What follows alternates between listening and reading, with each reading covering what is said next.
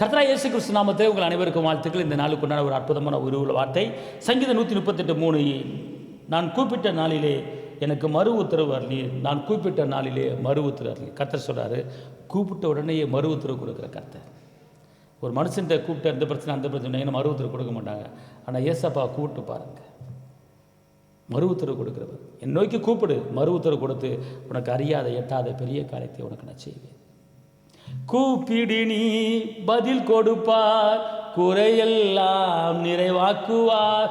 கூப்பிடு நீ பதில் கொடுப்பார், குறைகள் எல்லாம் நிறைவாக்குவார். உண்மையாக தேடுவோரே, உண்மையாக என்ன செய்ய தேடணும், உங்கள் கண்ணீரை தடுப்பார். உண்மையாக அவரை தேடி பாருங்கள். உண்மையாக தேடி அவரை நீங்கள் கூப்பிட்டு பாருங்கள், கர்த்தர் பெரிய காரியத்தை செய்வார். புரியுதா உங்களுக்கு? அதனால் இந்த வார்த்தை என்ன சொல்லுது அப்படின்னு கேட்டிங்கன்னா, அதாவது கூப்பிட்ட நாளிலே நான் உனக்கு மறு உத்தரவு. எதுக்காண்டி கூப்பிட்றேன்? கஷ்டமாக கூப்பிட்டு பாருங்கள், மறு உத்தரவு. வேதனையாக கூப்பிட்டு பாருங்கள், மறு உத்தரவு. விளைவினமாக கூப்பிட்டு பாருங்கள், மறு உத்தரவு. திருமண காரியமாக கூப்பிட்டு பாருங்கள், மறு உத்தரவு.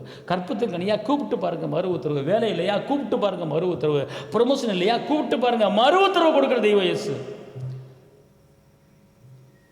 காது கேட்டும் கேட்காம இருக்கிற தெய்வம் அல்ல. ரசிக்கக்கூடாதபடி என் கை குறிக்கும் போல, கேட்கக்கூடாதபடி செவியம் வந்த மேலே உன் ஜெபத்தை நான் கேட்குறேன் அப்படிங்கிறார். நான் மறு உத்தரவு உனக்கு நான் கொடுக்குறேன் அப்படிங்கிறார். நீ பயப்படாத அப்படிங்கிறார்.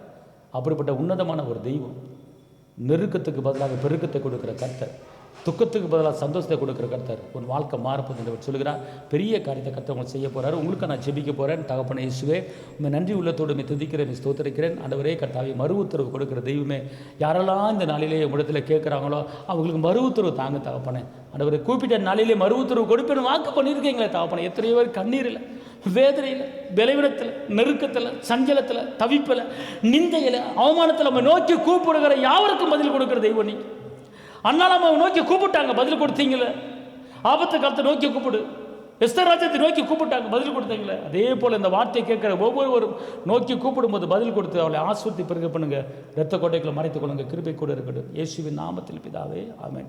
கர்த்தர் உங்களை ஆஸ்வதிப்பார். அல்லேலூயா. தேவனுக்கே மகிமை.